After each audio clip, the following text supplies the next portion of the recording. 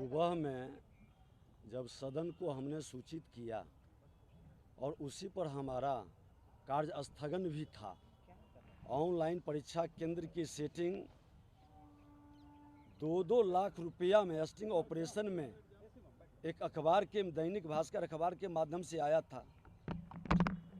आज बीपीएससी की परीक्षा, बीएसएससी की परीक्षा हो, दारोगा सिपाही की परीक्षा हो, बेल्ट्रॉन के द्वारा संविदा पर रखने का चयन करने की प्रक्रिया हो, सब के माध्यम से घोर अनियमितता और पैसे की वसूली है। हमने जब कहा है कि सरकार बिहार के प्रतिभा का हनन कर रहा है और कहीं न कहीं सरकार नियुक्ति घोटाला कर रही है, ये बहाली जो प्रक्रिया यहाँ तक कि बिहार विधानसभा के अंदर ऑनलाइन जो बहाली ली गई, उसमें जो सदस्य बने थे वो अपने ही भाई भतीजा को बहाल किए। पिछले बार इसकी भी उच्च स्तरीय न्यायिक जांच करानी चाहिए और फिर विधानसभा के अंदर बहाली की प्रक्रिया उसी आधार पर शुरू की जा रही है। सब विभाग के अंदर ये बहाली के नाम पर प्रतिभा का हनन कर नियुक्ति घोटाला एक सुनियोजित तरीके से किया जा रहा है। सरकार का इस पर कोई जवाब नहीं आना। आज बिजली बोर्ड का, राज्य खाद्य निगम सहित सरकार के विभागों द्वारा जो भी बहाली हो रही है, उस बहाली में खुल करके धांधली और पैसे की वसूली हो रही है। कई विभाग का तो आज खुल करके सारा स्टिंग ऑपरेशन के माध्यम से पूरा पेपर में फर्स्ट पेज पर न्यूज बना हुआ है। सरकार मौन क्यों है? ये करप्शन का शिकार नियुक्ति को, बहाली को क्यों कर रही है? पूरे प्रतिभा का हनन, युवाओं के भविष्य के साथ खिलवाड़ क्यों कर रही है सरकार?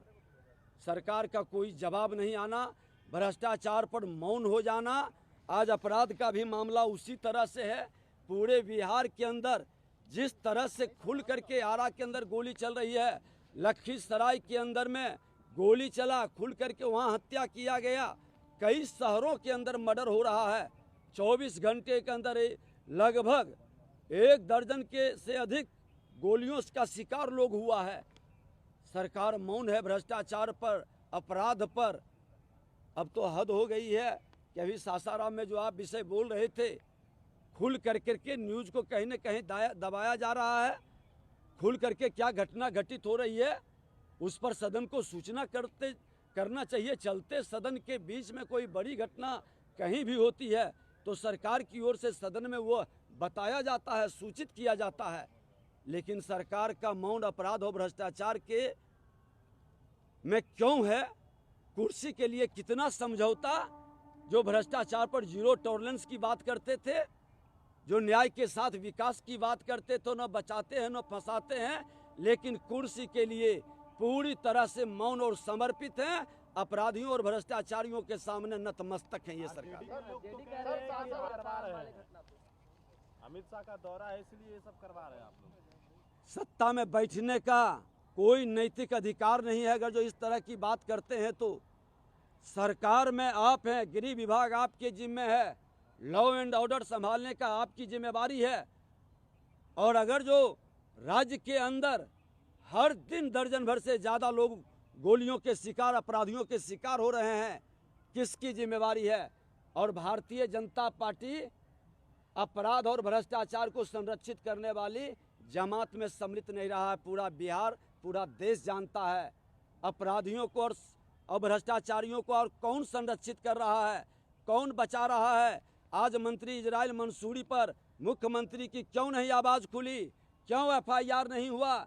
एक मंत्री पर हत्या का आरोप लगता है, FIR तक नहीं होने देता है। आज जेठली के अंदर में जो नरसंहार हुआ उसका जवाब नहीं देता है।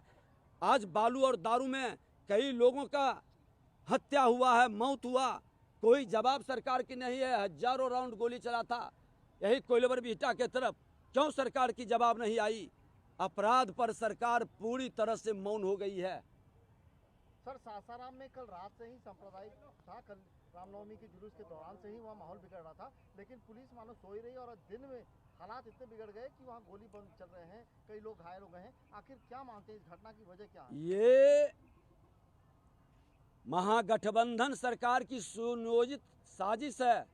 गृह मंत्री जी का जाना उस क्षेत्र में इनको पच नहीं रहा है, घबराहट में है। जब जब गृह मंत्री जी आते हैं सरकार की घबराहट बढ़ जाती है। बिहार के अंदर अपराध और भ्रष्टाचार से मुक्ति के लिए जब आकर वो आह्वान करते हैं तो ये भ्रष्टाचारियों की धड़कनें बढ़ जाती है, और इसीलिए ये भटकाने के लिए इस तरह के वातावरण बना रहे हैं।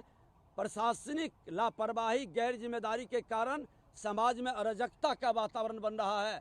सरकार को ये जिम्मेदारी लेनी चाहिए और कानून की राज स्थापित करने का जो सरकार संकल्प ली है उसको स्थापित करे, नहीं तो सत्ता में रहने का क्या उचित है इसी सरकार को।